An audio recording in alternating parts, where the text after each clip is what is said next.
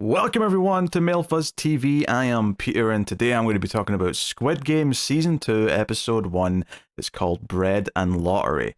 So spoilers for the episode as always. Yeah, it's exciting to have Squid Game back. It's exciting to be here as soon as it launches, pretty much, because I, for some reason, took like 2 months to do the first season back when it came out. I forgot I was delayed on that until I went back to check and prep for this. I watched a recap of season 1 just to refresh my memory, because it had been like 2+ years, maybe 3 years even, since that last season. But got back up to speed. I think I was pretty good on the events for the most part, and the recap just kind of refreshed those. I think the biggest thing is really just going to be remembering some of the character names again. So hopefully I do okay. Obviously, the main two characters we have coming back are Gi-hun, who was our main character in season 1. He's the one who won the games. And Jung-jae, who was the detective looking for his brother, and then the big reveal towards the end of the season was that the front man, the man in the mask who was running the games, was actually his brother, who had previously won his time in the games. So that's kind of where we left off, other than the exact moment, which was the plane and the decision not to go on the plane from Ji-hoon. And we kind of start off the show right there. Gi-hun goes into a bathroom, he cuts out a tracker. I actually really appreciated the sense of humor here, because there's a kid that walks in and he's like butt-ass naked, and he's got like blood running down because he's found a tracker behind his ear, and he's cut it out, and it's a fun moment. And it's brought on, of course, because the sinister voice on the phone is like, oh, we know where you are, blah, blah, blah. And he kind of like puts two and two together. But I appreciated this because there's so many like movies and TV shows where a character goes into a public bathroom to like shave their head or change their appearance. Often it'll be like someone dyeing their hair because they're trying to go on the run and look different than before. But it's kind of a weird thing to do in a public bathroom, especially in like an airport. So I actually really appreciated that someone walked in and caught him doing this and was like, hey, this is weird. I mean, the kid didn't actually say anything, but it was in his eyes. He was like, this is strange. Strange man, what are you doing? And Gi-hun's like, just give me 5 minutes and I'll be out of your hair. No need to worry, I'll be gone. Anyway, so that's how the episode starts. But to get some general feelings on the episode, I think it's a really solid episode. There's some interesting things that it's doing. Obviously, we ended season 1 with this idea that Gi-hun was going to maybe fight back, that he wasn't just going to walk away and let this thing keep happening.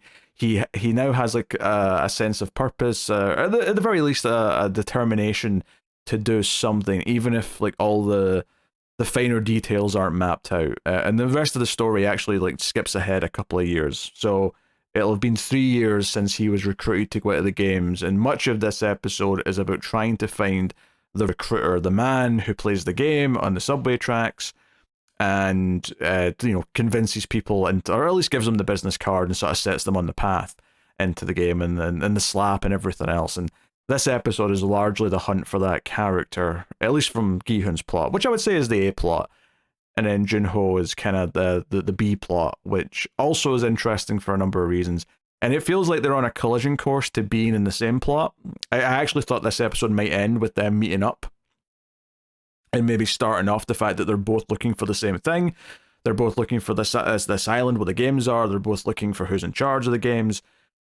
Their goals, it seemed like they would maybe be aligned. I mean, maybe there's some specifics that won't quite match up once they actually start comparing. I suspect it'll be an uneasy alliance to begin with, but there's definitely some excitement in them coming together. And notably this episode, barring one little moment where it seems to introduce 2 new characters who are going to be in the next set of games, which I presume we're getting to over the next couple of episodes, it doesn't spend that much time or any time other than that one scene on new characters. It's all about following on the characters who have came back from last season and characters that are connected to them.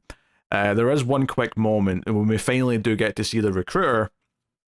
The scene does linger on the man that was, been given the card in that scene, and then we cut to a woman and a gynecologist who is trying to phone him, who's also got the card, the invitation to the games, and they're clearly in a rough place. They're not talking to each other. Presumably she's at this appointment. It is probably related to this guy, given that it's a gynecologist office. That would be my guess. So presumably they're both going to be in these new games and they're going to be prominent characters, but it was just a tease in this episode, because this episode's like, hey, you've waited years for this show to come back. Let's continue the story that we had going up until this point, which I do think was the smart choice. Obviously, part of me is like, oh, when are we actually getting to some new games? When are we getting to like more rounds and like what inventive stuff have they come up with this time? Because that was part of the fun of the original show. Having said that, we do get some games played this episode, just not at the Squid Games. Because it turns out the recruiter likes to play games, right? And obviously he does this as his job and whatever you want to call this system is, where he recruits them by playing this game and the slap bet. But it seems like in his spare time, he just enjoys messing with people and playing with people who are less fortunate. You know, we'll get to the title of the episode and why it's called that in a little bit. But I think that was the big thing that was speaking to me in this episode, was this idea that Gi-hun's entire thing, even coming out of last season, was this idea of, you know, people had made judgments on the poor and the needy and were putting them through these games, you know, even down to that finale where, you know, the old man made the bet with them about the drunk guy being helped on the street, and kind of that faith in humanity kind of argument. I felt like this, and I especially felt it at the end of the episode, but even before the end, I was getting the vibe that like this was going to be a big theme of this season. But this episode ends with the recruiter and Gi-hun playing Russian roulette and kind of going out of their way to, like, the recruiter, I'll start with his side. He very much tries to belittle Gi-hun and says that just because you won the game doesn't make you special. You're still filth. You're still one of these people that gets recruited because you're trash. That's not the exact wording he used, but that was kind of the vibe of the conversation. And it sounds like, you know, he's someone who is basically convinced himself of this, partly by the regime that he's been surrounded by. But, you know, he used to be someone who was working at the games, and he was elevated to actually killing the losers who were supposed to be shot. And he was tested by having to kill his own father who was in the games. And seemingly he is, you know, he drank the Kool-Aid. He's all in on this Squid Game cult, and he believes in it. And he's deluded himself to this extent where he believes all this stuff. I mean, maybe you may disagree that it's a delusion, but I would argue that he is a devout cult member, effectively, even though it's very much about, I mean, all cults are about serving your own purpose. But regardless, the point is he very much regurgitates this rhetoric at Gi-hun and tries to put him down and tries to make it clear that he is lesser, that he is all these things. And like we've already seen him do in this episode, he says, let's play a game, we'll play Russian roulette. But unlike the prior time he played it, earlier on, they won't re-spin the barrel every time a shot is fired. They'll just keep going until it fires, meaning that by number 6, it has to fire, right? If it gets all the way to the 6th chamber, it has to go off. So he makes his speech, and it's actually really rewarding to see Gi-hun get to make the speech back, because Gi-hun goes first, and he pulls the trigger, which I love that moment even in itself, because it kind of felt like the recruiter was telling him, oh, you're not special, you're not important, and the only reason why you won those games, let's not pretend there's any reason other than luck. And almost right after he says that is when Gi-hun has to take the first shot at himself, the first turn in Russian roulette, and he pulls the trigger. Almost, and there's almost this little eerie moment of silence after the click, where it almost feels like the recruiter just like ate some crow, because the fact that he just pulled the trigger like that kind of showed that it wasn't just luck, that he has this willingness to go further, that you know, he at least right now, but certainly even in the games, he kept having this willingness to try and help others and do the right thing. And like that was part of the characters, part of why it was compelling to root for him. There was something there, despite all of his problems, there was something to root for in him. And he pulls the trigger almost much quicker than the recruiter expects, and it's like, oh, he just proved that it's not just luck, there's something else there. He has the courage, he has the determination, he's whatever you want to call it, he has something else.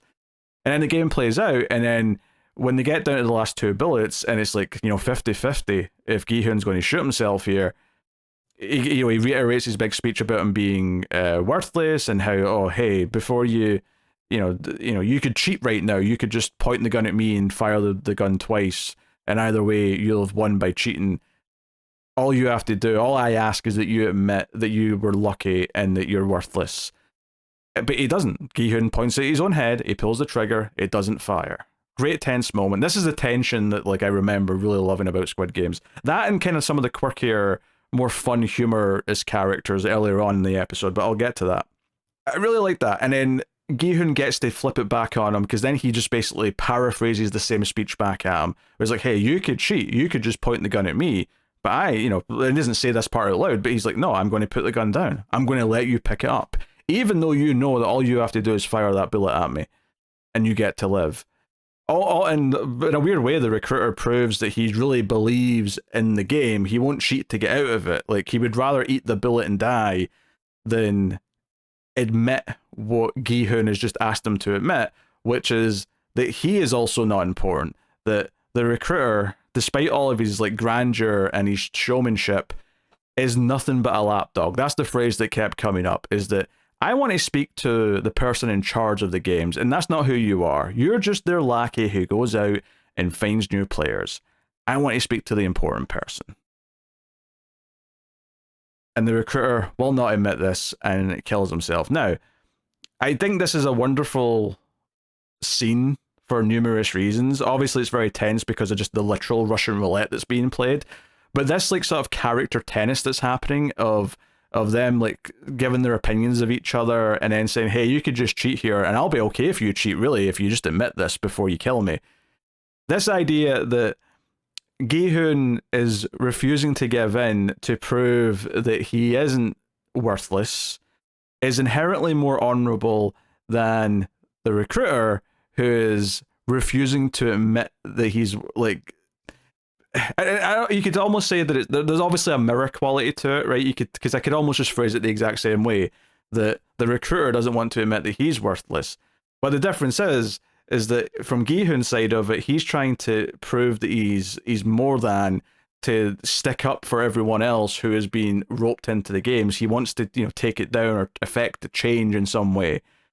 Whereas the recruiter doesn't want to admit that he's worthless, because admitting that he is worthless is admitting that he is bought into something with his entire adult life that isn't something that he should be proud of, that it is something that he has been manipulated into, that he isn't as important as he thinks he is.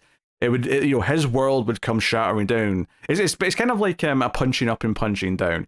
Gi-hun is refusing to say that he's worthless because he's trying to prove that he's better. Whereas this other character already thinks he's better and would never give in, to the point of killing himself and playing by the rules that he set up, rather than admit that he's anything lesser than what he perceived himself as. Which I guess you could almost just take that as a microcosm for, the rich in general, and not wanting to give up power and not wanting to admit any wrongdoing or whatever you want to say. So, but because of this sort of mirror image or whatever you want to call it, quality to it, even though there's these different details on either side, it makes it a very compelling scene where, despite the fact that the recruiter's a character that we've barely spent that much time with, really, and I kind of obviously I expected him to die at the end of the episode here once this game was set up, because we're not killing off Gi-hun this early on in the show, in season 2, that's not happening. But also just because he got so much exploration this episode, because we got to see him, what he does during the day after he recruits someone, when he goes out and does all his stuff, which we'll talk about. It felt like this was his episode. It felt like this was our one chance to really get a good look at who this guy was and what he was doing. And he likes to belittle and make people feel smaller, to go back now into the rest of the episode, because the episode ends with him shooting himself. The gunshot cuts to credits. Earlier on in the episode, once he is found, which, just to sort of shed some light in that, the guy, the gangster or loan shark, I mean, whatever the exact title would be, I think gang leader, yeah. The one that Gi-hun owed money to in season 1 at the start of the season. Now that we've skipped ahead in time, Gi-hun has now not only paid his debt, he's also hired this gangster to use all of his men to try and find the recruiter. And that's what a big part of the middle of the episode is about, is all these men being sent to all these stations looking for someone playing this game, slapping people and getting to them. And Gi-hun just waits for the call so that he can come in, track him down. He's got a gun ready. He wants to confront this guy and sort of find a lead, effectively. This is a fun part of the episode. It's entertaining to watch them all try and not sure if it's real. But where it really sort of becomes special is when the gang leader and the one other guy that's with them are having a debate with whether or not this is stupid or not. And then they hear the snap of the game being played. And they look over and see him. And everything, like, I love the performance of these two actors. It's just so energetic. It's something that I've noticed on a lot of Korean movies and TV shows, is this sense of playfulness to characters that aren't even necessarily doing... It's not like a super serious pair of roles necessarily. Although the gangster leader was kind of intimidating back at the start of season 1. But they're giving chase of the recruiter, them hiding behind the newspapers when they're watching him, and there's a sense of hijinks to it, which makes them fun to root for, right? Because Gi-hun sort of said he'll give a bonus to whoever actually finds this guy, right? So obviously everyone's getting paid for their time anyway, but he'll give a bonus to whoever actually finds him. So they've got incentive, and you actually kind of want to root for them because they're so likable in their pursuit. They're kind of funny. They're kind of, and it's the sad part is you kind of know they're in over their head. They think they can go and approach them on their own, and that just leads to them getting beaten up with a suitcase, and then obviously the eventual extreme rock, paper, scissors Russian roulette game that he forces them to play. But before we get to that, we should talk about the bread and lottery part of the title there, which is that the recruiter goes to a bakery and buys 100 bread rolls. He then goes to a shop and buys 100 scratch cards. Or lotto cards, depending on what you might call them. He then goes to the park, where there's a bunch of homeless people, and goes up to all of them, one by one, effectively, and gives them a choice. They can either have the food that they probably currently need, or they can buy the lottery ticket, which might win them money. And I love how they presented this as well, because he puts out both hands. And I assumed it was a choice, but the homeless man goes to get both at the same time, and the recruiter's like, oh, no. You get to choose one of these two things. And it's like he's testing all these people. And I was impressed when they go to the montage. I did appreciate that eventually there was at least one person who took the food, which was nice. There was one old man who just took the food and not the scratch card, and that was kind of nice to see that at least one person did the less sinister, less cynical thing. But then afterwards, he's not even just satisfied with this. He walks into the middle of the sort of the path area, the fountain area of the park, pours out all the bread rolls that no one picked. And when someone goes to pick one up, he puts his foot on it and says, no, you already made your choice. And then he proceeds to stomp all over all of the food that he bought them. All the bread rolls, he starts stomping all over them and yells that you wasted this, not me. And he gets, really, out of breath, and he's really kind of disheveled. He has to, sort of fix his hair at the end of it. And the two gangsters are watching this and just being like, what the hell is this guy doing? He's crazy. What's happening? Before they finally follow him and eventually get beat up by him. But it's a really important scene just to sort of, because this doesn't feel like it's part of the Squid Game system. This doesn't feel like it's something that he's doing for the higher-ups. This feels like something he is just doing for himself. Maybe part of it is because he's not actually at the games anymore and seeing the games be played. Maybe he got a thrill out of that and he's making his own little games to play with people. I mean, he does it here with the homeless people. He spends a lot of money on this food and scratch cards. And then he also makes the game, what does he do with the two gangsters? He immediately has them play this game where they play rock, paper, scissors with two hands, but then they pull one hand back, and then whoever loses has to, have the gun fired at them. They don't do it themselves, he just shoots at them. But you've got the opera music playing, that famous opera track, which I don't know the name of off the top of my head, but most people will recognize it. And, they play the game. There's maybe 5 attempts where the gun does not fire, right? You just get a click each time. And he's like, you know what, this is getting boring, isn't it? Let's up the stakes. Now, you see him go to a roll of bullets, and I thought, oh, he's going to put one more bullet in, right? He's going to make it, 2 and 6 of a chance, and maybe keep upping it, and as long as it doesn't keep fire. Instead, he immediately puts in 4 more bullets, so there's 5 bullets in this 6-chamber gun.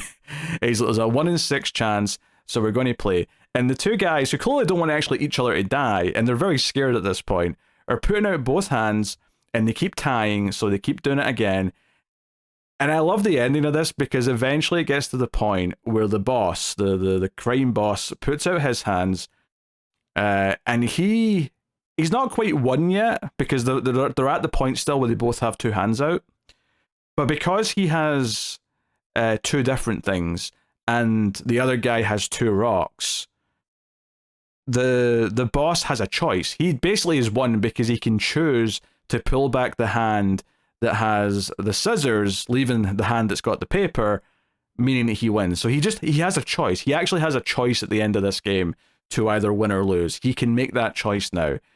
And I actually, as soon as he did this, as soon as the camera lingers on their hands, and I realized, oh, he can just choose how this ends now. Part of me thought, is he going to make a sacrifice here and intentionally lose to hopefully let the other guy live? Because he even mentions the other guy got married and that he officiated the wedding. They kind of set that up earlier, so you maybe care about him a little bit more. And it worked, because I actually found myself thinking about that as I was watching this scene. And he doesn't actually do it, which I almost kind of appreciate, that they didn't do the obvious heroic thing. They just did a thing where he can't pull his hands back.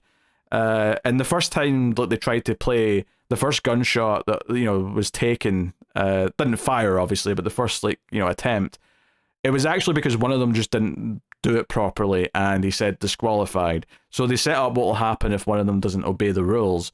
So when he tells him to take a hand back, the boss just can't do it.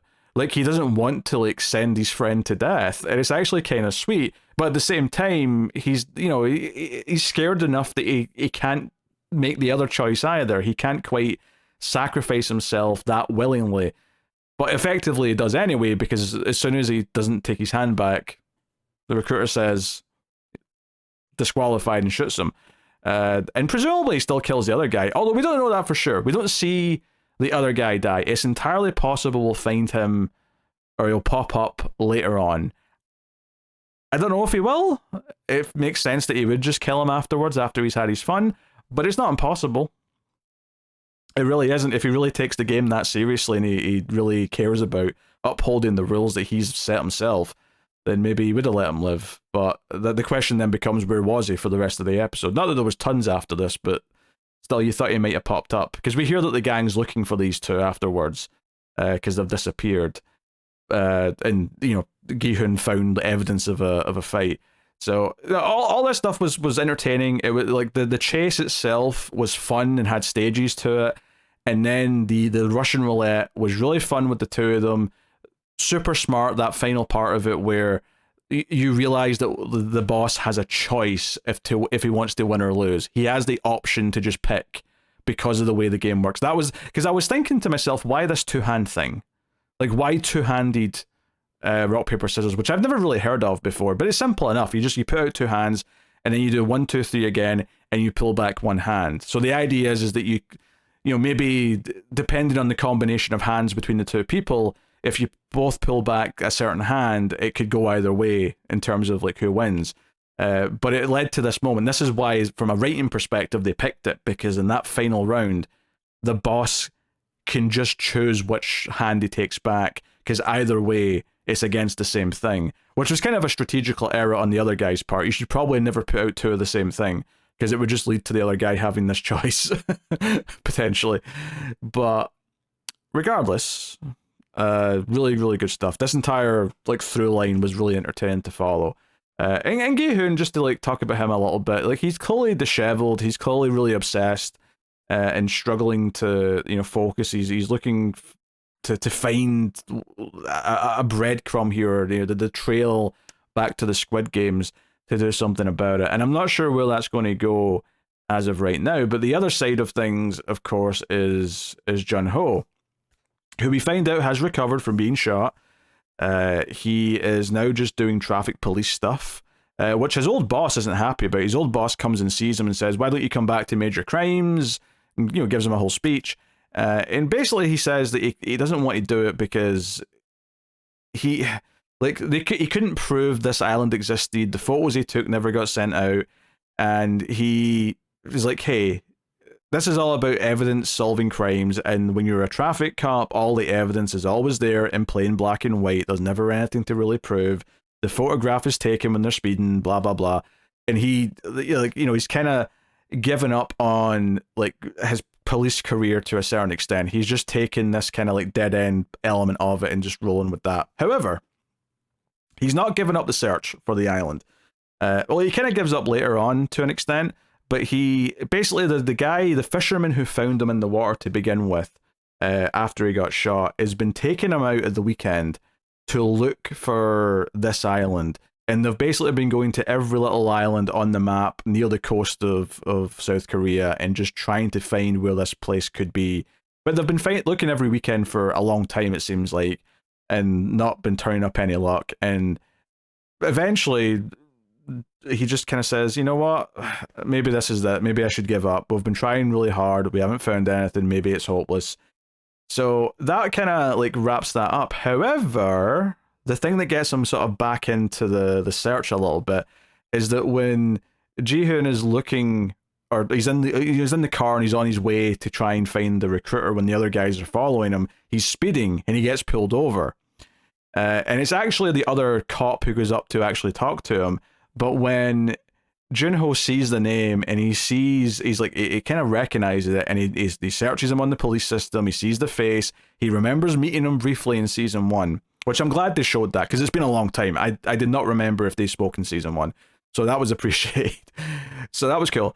And that gets him thinking about who he is. He tries to track down where his car's registered to. It goes through a company which is related to the gangster, but he basically is finding his way to where Gi-hoon is at the end of the episode. I thought he was going to be in, come in the room and there'd be a standoff or something. That's not how it ended, of course, but that's what I thought might be happening based on where he was at that point. So, I mean, this is interesting having them team up, because Gi-hoon's got some answers for Junho. I mean, Junho discovered a lot in season 1 when he was snooping around, don't get me wrong, but Gi-hoon could probably fill him in a bunch of stuff. For a start, who this recruiter guy is, and maybe shed some light in some of the parts of the Squid Game that Junho wasn't able to uncover. But I mean, that was the first episode. It was really pretty solid, and I think what stuck out to me about it, and because I was skeptical, and I'm still skeptical. I don't know how this season is going to be overall. It's 7 episodes, which is 2 less than the first season. Although, if I understand it correctly, I think they shot season 3 as well with this. They did it as one big shoot, I think. I believe I saw that somewhere. So I guess what I'm saying is that a potential season 3 shouldn't take as long as season 2 did, because I think they've already shot it. But I think what really stuck out to me about watching this is that the quality overall is still there. I mean, the actual strength of the story as a whole remains to be seen, because, it may just not be as strong as season 1. And I would definitely say that it's not as strong as a start as season 1, because season 1 had all the mystique of what is this, what's going on. We're at our first Squid Game by the end of the first episode, all that stuff. But what I really appreciated about this is that it very quickly reminded me how well this show handles tension, how it sets up simple premise in games. Even though we're not actually at the Squid Games yet, there's several games in this episode. There's the bread in the lottery with the homeless people. There's the first version of Russian roulette with the rock, paper, scissors, and then there's the final Russian roulette at the end of the episode. And all of those scenes are very compelling in their own way. They're all very good at being a fun thing on their own that's pretty self-contained, but adding to the overall story. What the one in the park says about the recruiter as a character, and it's important to establish who he is and what his beliefs are and how cruel he is, because that really feeds into the mirror image and the battle of character ideologies at the end of the episode. That is strengthened because we already know Gi-hoon. We know all about him because of all of season 1. The recruiter's the character who's been treated with some mystery for the first half of the episode, but it's important that they really let us spend time with him and establish some things. And they establish it through his games, which makes all of his scenes in this episode super compelling. He's the mysterious one they're trying to find and they can barely keep up with. And then he plays all these games that are super entertaining and tense to watch. He's not a likable character, he's a dick, but he's compelling. And that's like a big thing in this show, is like the evilness of a lot of the games in season 1 were super tense and exciting to watch, and you really were rooting for the characters along the way. And I think this episode in its own right made me like the two gangsters, so I felt bad for them when I was rooting for them, and then I felt bad for them when they were being forced to play this game. It's actually kind of miraculous to me how this character here is a much, much better version of Jigsaw from Saw. Because I don't like the Saw movies very much. I think the style of those movies is pretty bad, and the direction's usually bad, the writing's usually bad. Like, it's just a lot of bad for the most part. And what's insane is that this character is so compelling, and that the games that he sets up are so compelling. It's what this show has been so good at, and this episode was a nice reminder of all those things, despite the fact that we never actually get to the Squid Games themselves. And I'm excited to get there, but I don't want to rush it. Like, I'm sure, like, because we don't have to explain the Squid Games as much. We don't have to like build up to them in the same ways we did before. We can advance these stories that are relevant, but we're not actually in the games yet. But I assume we're going to the games. There's definitely photos of cast members in the tracksuits, so we're definitely doing that. How we get there, who we're following there, all these things are exciting to find out. And I'm looking forward to watching more episodes of season 2. So I'm going to try and do these. I want to watch more. I want to do this nice and quickly. These binge style shows are a pain in the ass to cover, though, to be quite frank, because I have to fit them in around everything else, and they're just already there. Like, I already feel like I'm late because all these extra episodes are already there, and they're not spread out the way that like weekly TV is. So I'll just, I've got other things I need to do as well, so they can't necessarily be thick and fast, but I'm going to try and do them as quickly as I can, and hopefully not take too much longer than a week, maybe 2 at the most. But it kind of just depends how well I'm getting on with everything else. So I'll do my best, but let me know what you thought of the first episode in the comments. Of course, you can like, subscribe, all that usual stuff, and you can support the channel and everything else over at patreon.com/MailFuzzTV. And help get, help keep all the content coming, is what I'm trying to say. So thank you very much for joining me. I do appreciate it. Keep watching TV. Have you got any vanilla?